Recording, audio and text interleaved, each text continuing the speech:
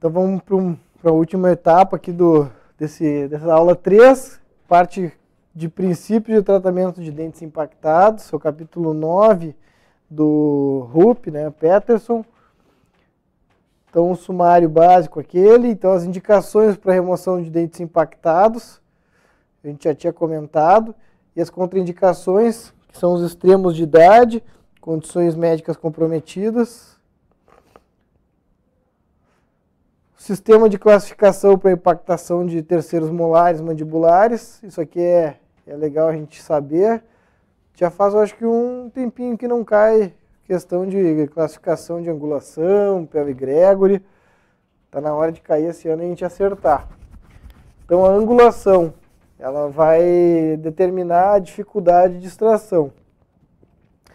Então a angulação do longo eixo do terceiro molar impactado com relação ao longo eixo do segundo molar adjacente é que vai determinar. Se ele está mesioangulado, ele tem menor dificuldade e ele é o mais frequente também.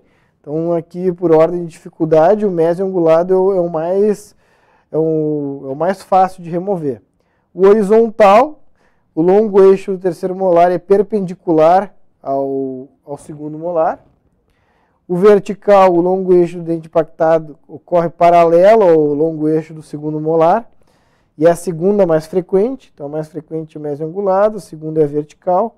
E o disto angular, o longo eixo do terceiro molar está angulado posterior e distalmente ao segundo molar, que é a angulação mais difícil.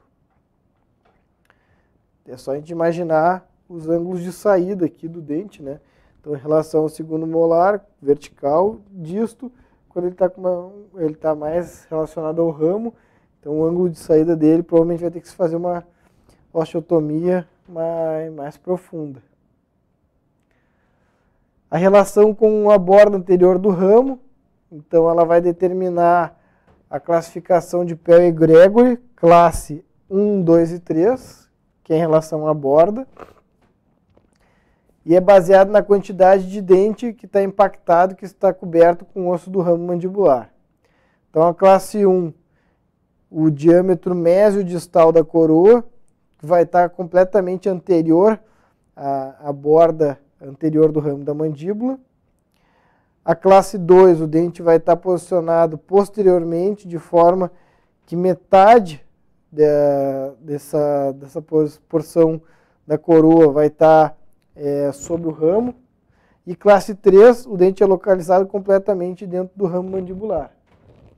Eu gosto de fazer um desenho ali para ilustrar. Não tem uma caneta mais forte, que essa caneta aqui está querendo falhar. É. Dá uma pressionada nela.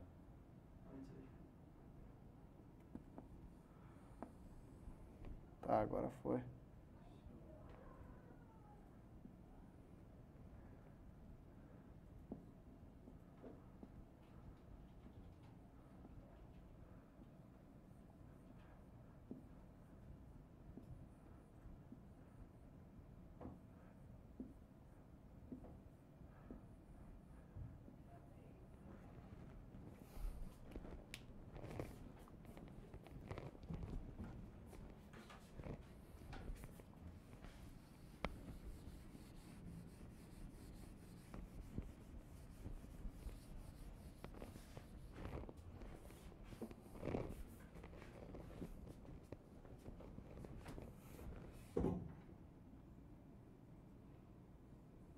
Não sei se dá para ver ali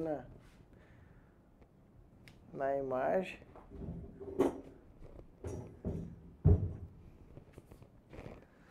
Então, o ramo mandibular, então a relação classe 1, 2 e 3. Então, 1 é anterior ao ramo, 2, metade do dente está coberto pelo ramo, e 3, totalmente dentro do ramo.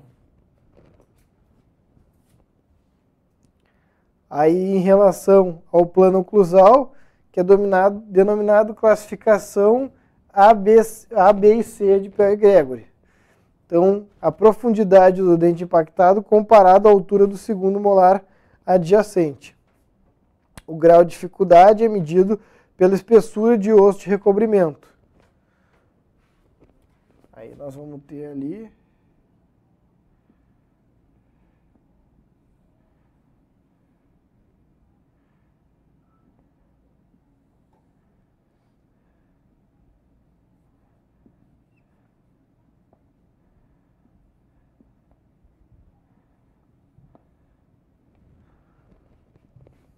que é basicamente as classificações A, B e C.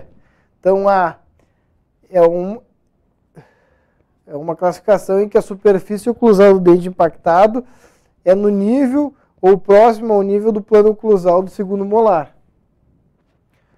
A classe B envolve um dente impactado com a superfície oclusal entre o plano oclusal e a linha cervical do segundo molar. E a classe C é aquela na qual a superfície oclusal do dente impactado está abaixo da linha cervical do segundo molar. Então, assim, fazendo esse desenho, geralmente a gente não erra.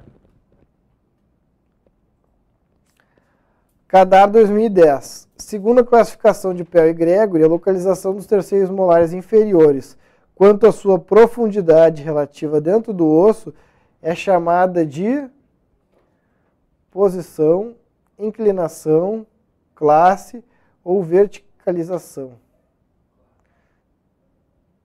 Posição. Posição. E esse aqui é um pega-ratão legal. Quer ver, ó? Ali é a posição, em relação à profundidade e à posição. Tá? Porque em relação ao bordo anterior, ele é conhecido como classe 1, 2 e 3. Então, aqui é classe.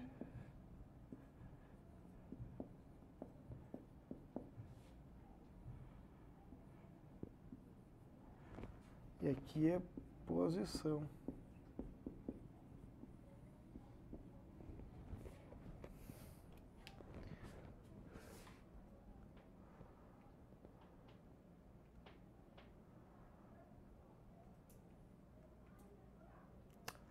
CADAR 2012. Sobre os sistemas de classificação do dente impactado, é correto afirmar que a impactação classe C de Pell e Gregory é aquela na qual o dente está localizado completamente dentro do ramo mandibular. A classificação de Pell e Gregory, quando se refere ao relacionamento com o bordo anterior do ramo mandibular, se divide em impactação de classe A, B e C. Então, A, B e C é a posição.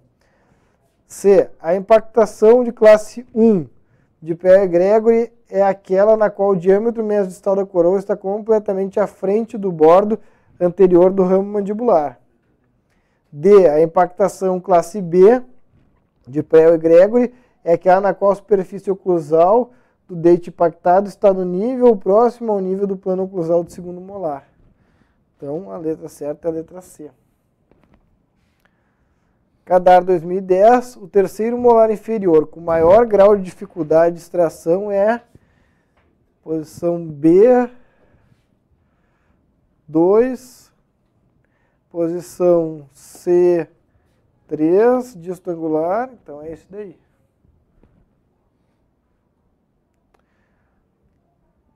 Isso aqui é de 2018, de Clínica Geral Odontológica. Então, um dos sistemas de classificação para impactação de terceiros molares mandibulares é a classificação de Pell e Gregory, também conhecida como Pell e Gregory classes 1, 2 e 3. Para essa classificação, é importante que o cirurgião dentista examine cuidadosamente a relação entre o dente e a parte anterior do ramo da mandíbula. Quanto à classificação de Pell e Gregory classes 1, 2 e 3, qual das alternativas abaixo está correta? Dente posicionado completamente dentro do ramo mandibular é a classificação 2. Não. Diâmetro mesodistal da coroa completamente anterior à borda anterior do ramo da mandíbula, relação de classe 1.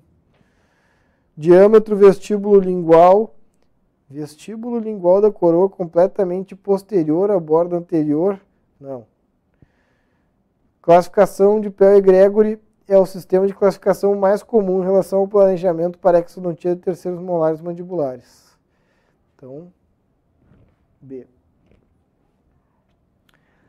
Então, fatores que tornam a cirurgia de impactação menos difícil.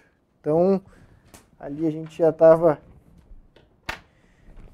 olhando a posição mesioangular, que nem eu citei, a classe 1 e classe A, raízes 1/3 ou 2/3 formados, raízes cônicas fusionadas, ligamento periodontal grande, folículo grande, osso elástico, separado do segundo molar, né, para fazer um acesso melhor, e separado do nervo alveolar inferior. Por outro lado, aí tudo que for oposto a isso é mais difícil. Então, a disto angular, classe 2 e 3, classe B e C, raízes longas e finas, curvas e divergentes, ligamento periodontal estreito, folículo pequeno, osso denso, inelástico, próximo ao canal alveolar. Isso tudo dificulta o procedimento. Aí, para o sistema de classificação de impactação dos terceiros molares maxilares, a gente vai ter então aqui, ó, a impactação vertical do terceiro molar, no exemplo A, o que representa 73% das impactações, a disto angular, que é 25%, e a mesioangular, que é 12%. Então, a mais frequente é a vertical. Em relação à dificuldade, aí a gente tem o inverso do que tinha no inferior. Se o disto angular era o mais difícil, agora o disto angular é mais fácil. É só a gente pensar aqui na posição de saída do dente. Então, o mesioangular está batendo no segundo molar, então dificulta isso. Na maxila, então, a presença do seio maxilar não torna a extração mais difícil, mas aumenta a probabilidade de complicações pós-operatórias, como sinusite e fístula. Então, tem questões que dizem que o seio maxilar ele torna a cirurgia mais difícil. É falso. Então, ele não torna a cirurgia mais difícil. A tuberosidade posterior da maxila pode ser fraturada. A gente comentou nas complicações. Isso é verdade mesmo quando o terceiro molar está irrompido ou quando o segundo molar estiver com o dente mais distal remanescente. Então, tais fraturas são possíveis, especialmente quando o osso denso e não elástico existe em pacientes mais velhos. Além disso, um grande seio maxilar torna o osso alveolar circundante fino e mais suscetível à fratura quando aplicações de forças excessivas. Aí agora aqui a gente entra numa parte que é de cirurgia pré-protética, que é do capítulo 12. E aí a gente tem assim, ó, para recontorno dos rebordos alveolares, a gente tem as alveoloplastias simples, alveoloplastia intraseptal, as reduções de tuberosidade maxilar, as exostoses vestibulares e palatinas, redução da crista amiloideia, redução do tubérculo geniano, as remoções de tórax, tanto na maxila quanto na mandíbula, e as remoções de hiperplasias fibrosas inflamatórias, que a gente vai ir abordando. Essa classificação aqui, ela está no Miloro. É uma classificação que não vejo cair em prova, mas chama atenção porque é o seguinte, ela refere em relação ao formato do rebordo residual e foi descrita por Cowwood e Howell. Então a classe 1 é dentada, a classe 2 é pós-exodontia, que a gente pode ver. A classe 3, rebordo em forma convexa, com altura e largura de processo alveolar adequado. E aqui a gente começa a complicar. Ó. Classe 4, que aí tem forma de lâmina de faca, com altura adequada, mas com largura inadequada do processo alveolar. Então está aqui o 4 com lâmina de faca. Classe 5 é a forma de rebordo plano com perda de processo alveolar. E a classe 6, perda de osso basal, que pode ser extensa, mas não segue um padrão previsível. Pode colocar uma questãozinha facilmente com essas assertivas aí, né? Então dizer qual que é o rebordo em lâmina de faca, ou para daqui a pouco dizer alguma coisa em relação à instalação de implante, né? Então eu achei importante colocar isso aqui. Não tem no Peterson, tem no Miloro, e é um capítulo bem grande, essa parte pré-protética, e a gente acaba não dando detalhe. Então achei legal a gente colocar aqui. Então assim, a alveoloplastia simples, ela é realizada com compressões nas laterais do alvéolo. As indicações é para fazer um recontorno do rebordo alveolar. Em sítios de exodontia múltipla, faz um retalho em envelope. E o objetivo desse procedimento é eliminar áreas de irregularidade vestibular pela remoção do osso cortical vestibular. Pode ser feito tanto com pinça-goiva, com brocas e com lima de osso. E em rebordo em lâmina de faca, faz alveoloplastia simples, com retalho, com extensão de 1 centímetro para cada lado da área de interesse. Então, em rebordo em lâmina de faca. Já a alveoloplastia intraseptal, ela é descrita como a técnica de Dean.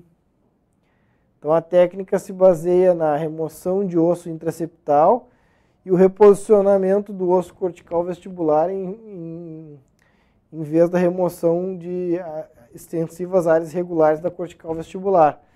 Então, ela é empregada numa área em que o rebordo tem um contorno relativamente regular e altura adequada, mas que tem uma irregularidade no fundo do vestíbulo. Então, a técnica pode ser realizada no momento da remoção dentária ou no período inicial de cicatrização pós-operatória.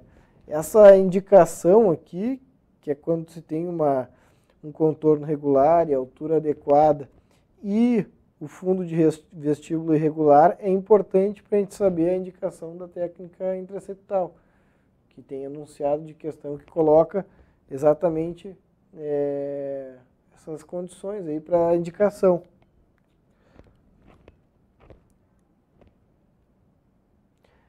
Então, as vantagens dela é que a proeminência vestibular do rebordo pode ser reduzida sem redução significativa da altura. E a manutenção do periósteo aderido ao osso ali subjacente reduz a reabsorção e remodulação óssea pós-operatória. A outra vantagem é que os músculos que estão aderidos na área do rebordo não vão ser afetados no procedimento. Então, aqui cabe facilmente a colocação de uma questão também. As desvantagens, aqui está exatamente como está no Peterson. A principal desvantagem dessa técnica é a redução da espessura do rebordo, que obviamente ocorre com esse processo. Se o formato do rebordo remanescente após esse tipo de alveoloplastia for excessivamente fino, isso pode impossibilitar a colocação de implantes futuros. Então, por essa razão, de reduzir a espessura do rebordo em quantidades suficientes apenas para eliminar as irregularidades na qual vão ser planejadas para a instalação de implante no futuro, né? Então, essa é a principal desvantagem, deixar ele com uma espessura muito fina, né? Aí no CADAR 2013, ó, uma alternativa para a remoção de irregularidades do rebordo alveolar pela técnica de alveoloplastia simples é o uso da alveoloplastia intraseptal, ou técnica de Dean. Segundo Peterson, essa técnica é melhor utilizada em áreas onde o rebordo apresenta um contorno relativamente regular e altura adequada, mas apresenta uma irregularidade no fundo do vestíbulo labial devido à formação do rebordo alveolar, exatamente como estava na descrição do Peterson. Existem várias vantagens para a utilização dessa técnica, dentre elas a manutenção da inserção periosteal do osso subjacente, reduzindo a reabsorção óssea e o processo de remodelação. 3. A principal desvantagem dessa técnica é a redução da espessura do rebordo, que interfere com a instalação futura de implantes endócitos. Então, tudo certo.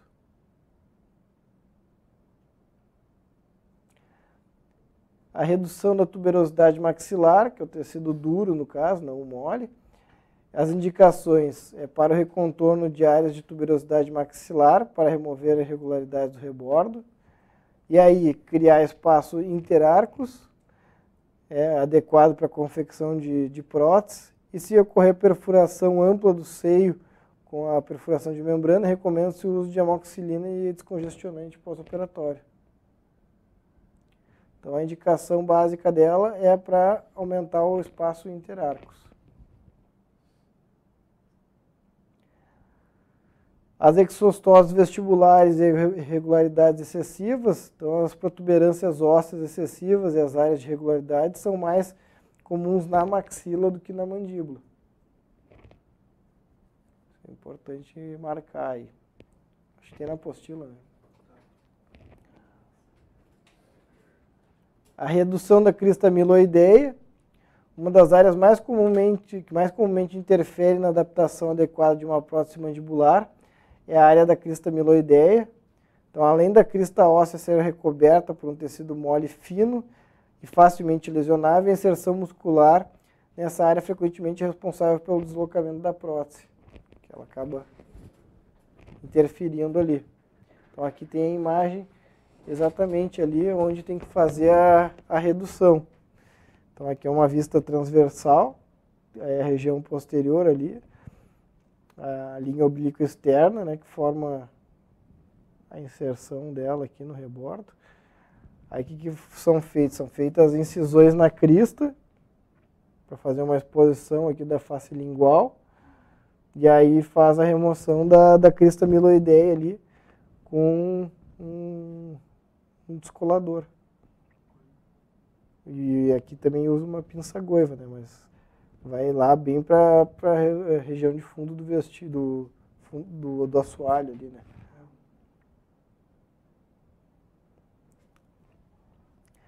A remoção de tórax maxilar.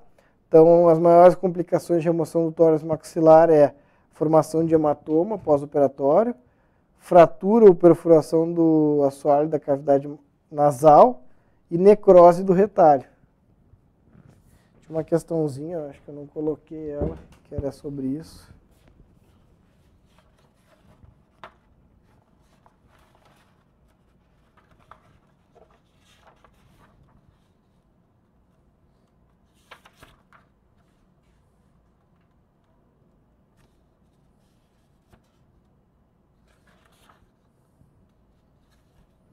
Não tem aqui, né?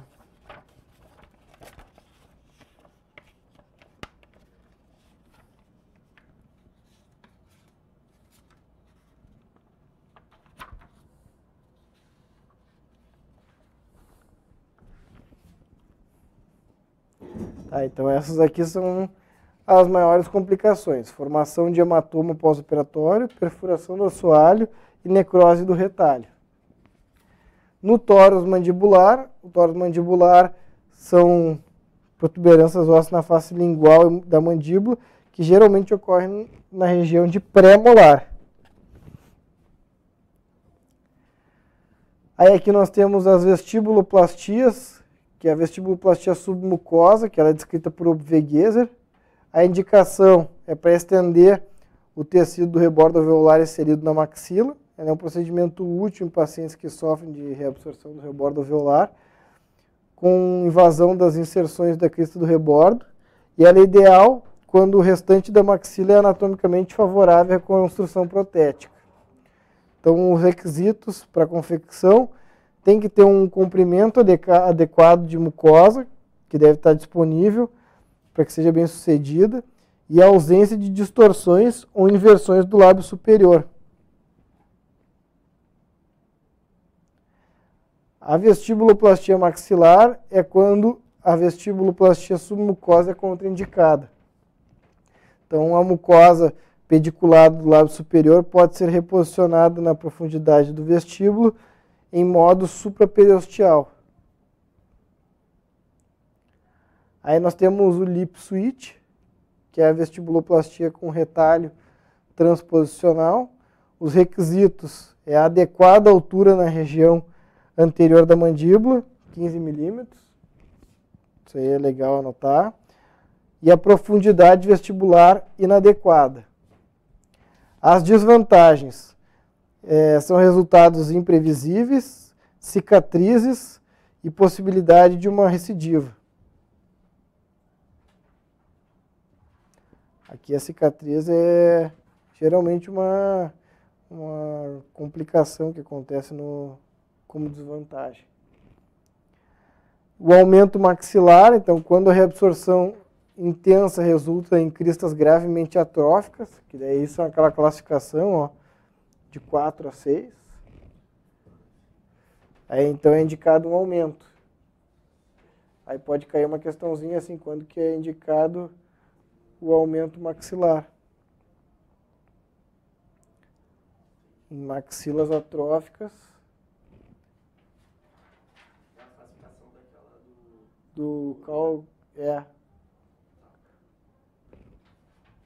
Caude.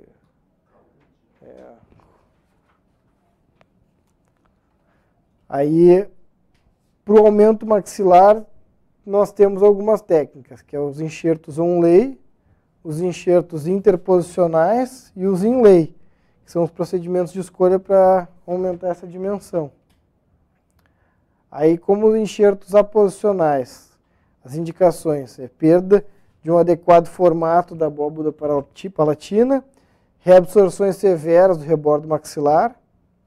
E aí, como é que ela é realizada? É realizado com blocos córtico-medulares de crista ilíaca e mais o osso medular no entorno. Esse é o aposicional. Que a gente vai aposicionar ele sobre o osso, né? As indicações do enxerto interposicional é quando existe a altura adequada da abóboda palatina na presença de atrofia alveolar grave com altura de rebordo insuficiente, que daí é a classe 6. Aí vai resultar em um maior espaço intermaxilar. Quando faz, então, esse enxerto interposicional, ele altera a relação intermaxilar. Ele vai criar um aumento no espaço intermaxilar. E ele está indicado nas classes 6. Então pode ter a questãozinha lá, que aqui no aumento maxilar pode ser de 4 a 6. E aqui especificamente o interposicional é na classe 6.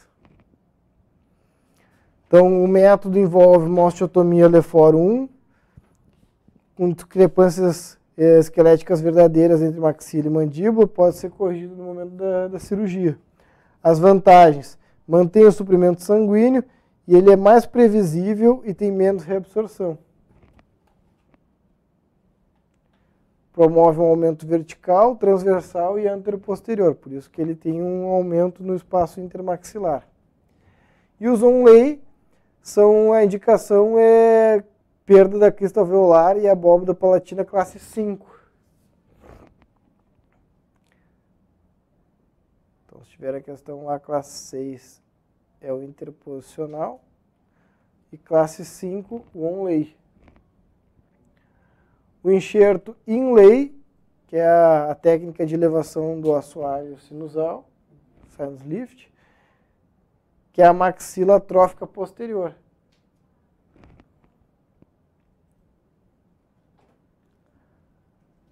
Aí aqui nós temos uma questãozinha. Deixa eu ver se está aqui essa questão. Tá, né?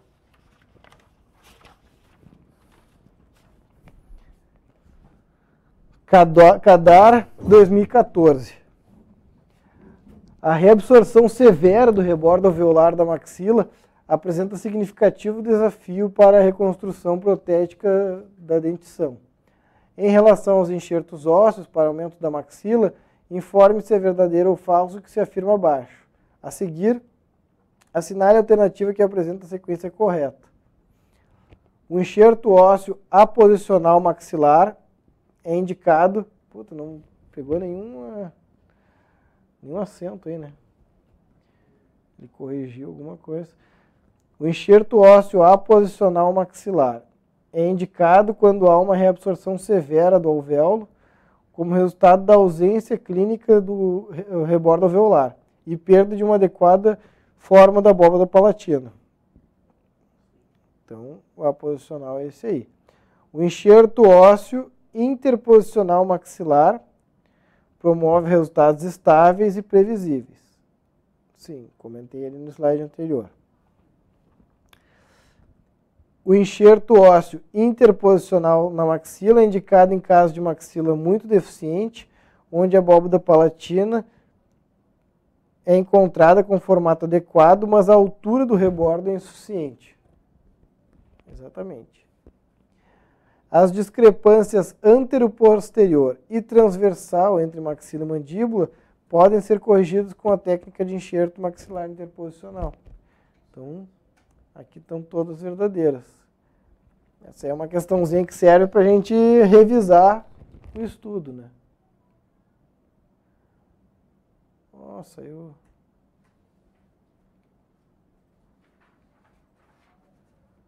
Ah, não saiu os outros slides. Não, tinha parte de hiperplasia. A apostila só vai estar aqui.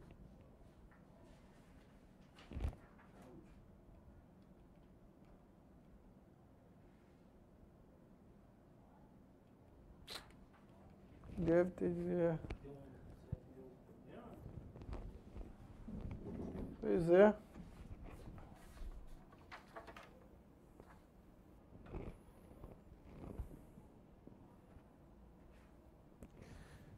Eu tenho aqui umas coisas, eu vou escrever ali.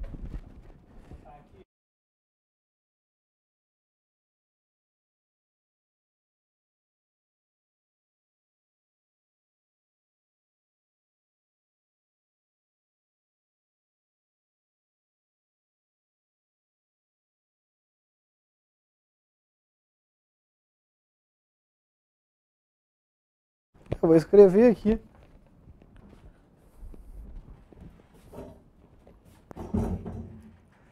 Deve ter dado algum erro ali no slide.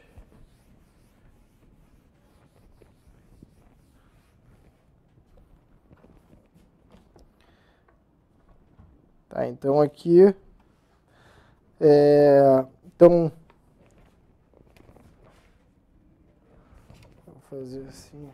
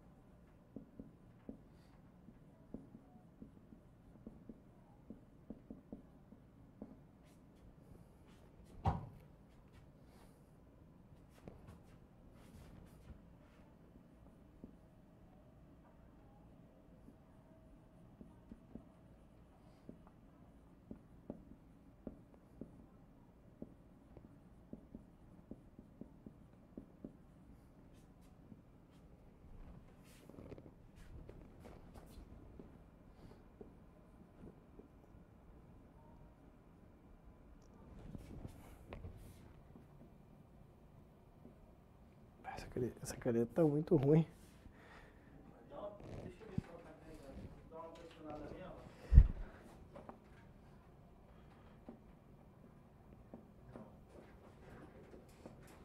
Aí só tem vermelha. É.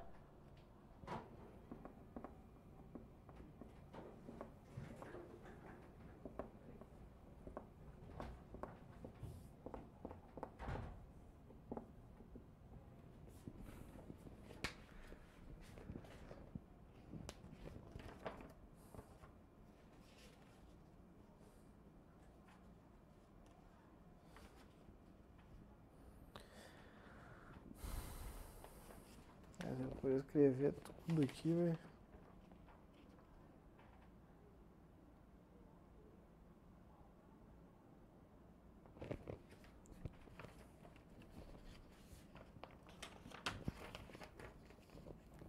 Não sei se dá pra enxergar bem ali no quadro. Acho que não, né? Não dá nem. Acho que não dá pra ver direito lá, né? Tá, basicamente, então, a hiperplasia fibrosa inflamatória, que é chamado de hépolis fissurata, fibrose por dentadura. Tem 3 técnicas de remoção: a laser, eletrocirúrgica e excisão simples. A laser e a eletrocirúrgica é indicada em tecidos pouco desenvolvidos e a excisão simples em tecidos muito extensos. A laser causa menos sangramento e a eletrocirúrgica causa cicatriz excessiva. Eu vou ler aqui as considerações. Aí nós temos frenectomia labial, que os problemas são quando tem diastema, então fora isso não tem nenhum problema em dentado. Desdentado dificulta a instalação de prótese. Aí para frenectomia labial, nós temos 4 técnicas. A técnica de excisão simples, a técnica de plastia em Z, a vestíbulo-plastia localizada com epitelização secundária, deixa eu ficar mais aqui, e a frenectomia a laser. Na excisão simples e na plastia em Z, quando tem uma faixa de tecido mucoso e fibroso é estreito. Eu vou botar aqui.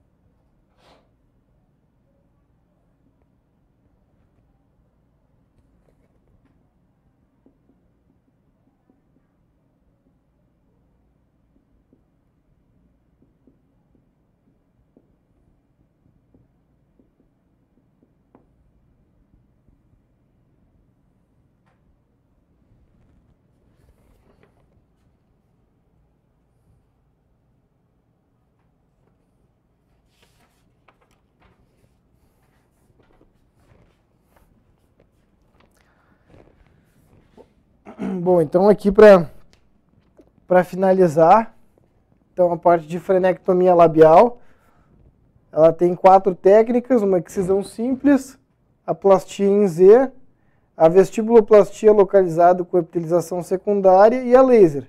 Então a laser, assim como na remoção da hiperplasia fibrosa, ela vai ser a que menos causa sangramento. A excisão simples e a plastia em Z é utilizadas quando tem uma faixa estreita de tecido mucoso. Sendo que na excisão simples, ela vai ter a vantagem de reduzir o hematoma e mantém a altura vestibular. A plastia em Z é um pouco mais traumática e ela perde essa referência. E na vestibuloplastia localizada com epitelização secundária, ela é utilizada quando a inserção do freio tem uma base larga. Então, resumindo essa parte aqui de frenectomia labial, seria mais ou menos essas indicações das 4 técnicas. Em relação à hiperplasia fibrosa inflamatória, a técnica seria laser, eletrocirurgia e excisão simples, sendo que a laser e a eletrocirurgia são quando são tecidos pouco desenvolvidos e a excisão simples são tecidos muito extensos. A vantagem do laser, então, é menos sangramento e a eletrocirúrgica ela causa excessiva cicatrização. Então, seria basicamente isso. Para finalizar aqui essa parte. E se tiver algum outro detalhe a mais ali, porque não sei porque que não saiu esses slides ali, basicamente era o final do capítulo 13 ali. Eu complemento no início da aula que vem, mas isso aqui já faz um resumo do que eu ia falar. E aí na aula que vem a gente entra na parte de implante, infecções, e aí vai finalizando as últimas matérias, que são as maiores, assim, as mais expressivas, né? Mas que são equivalentes a essas e a gente tem que acertar todas, tem que contemplar toda a matéria daí. Certo? Então, um bom estudo a todos. Qualquer dúvida, tem o meu e-mail ali, que eu fico à disposição. Se quiser ficar com alguma dúvida, alguma questão que a gente tenha passado ali, a gente vai conversando por e-mail e vai sanando. Certo? Obrigado.